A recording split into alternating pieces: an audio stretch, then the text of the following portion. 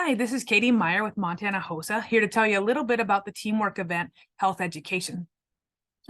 Teamwork events will take place on the same day as leadership events at the State Leadership Conference, and you can only do one event that day. So you're going to need to choose either one leadership event or one teamwork event to take place that day. This teamwork event is a team of 2 to 4 people. So as you work on this long term, this is usually kind of a long-term project.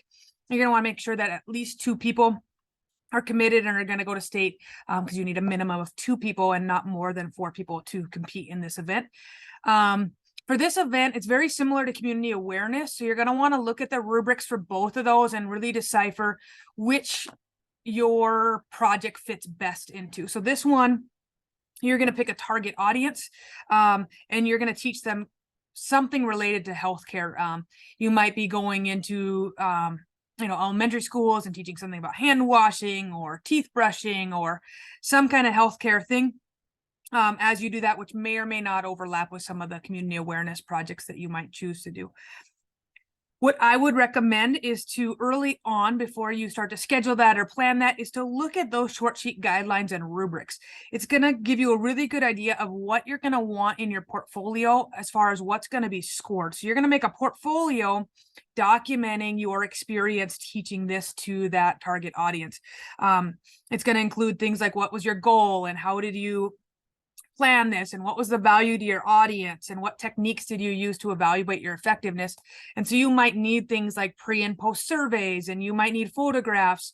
And so you're going to want to capture or think about that stuff as you're planning your presentation that you're going to go give. So definitely look at that ahead of time to help guide you as far as what data you want to collect.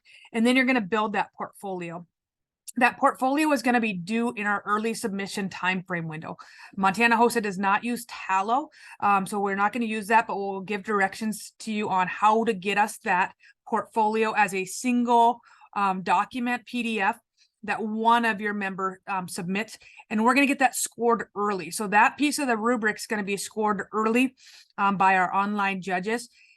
The judges that then, if you move on to round 2, and do your in-person presentation, may not have seen that. It might be different people that we're utilizing for that. And so I would recommend then, you don't have to, but I would recommend as a presentation technique to bring that portfolio in a binder that you submitted early, but now have it printed in a binder. It does not need to be an official HOSA binder, but it can just be any black or blue binder, and use that now as your show and tell, where you can point to things and have evidence and use it as a visual aid when you're doing your 5-minute presentation. Again, that rubric's going to show you exactly what are the judges looking for in that presentation. It's something that I would practice with my team. Who's going to say what types of things do we want to make sure the judges know about us and about what we accomplished with our health education project. So again, your rubrics are your friends, those guidelines in the Montana short sheets.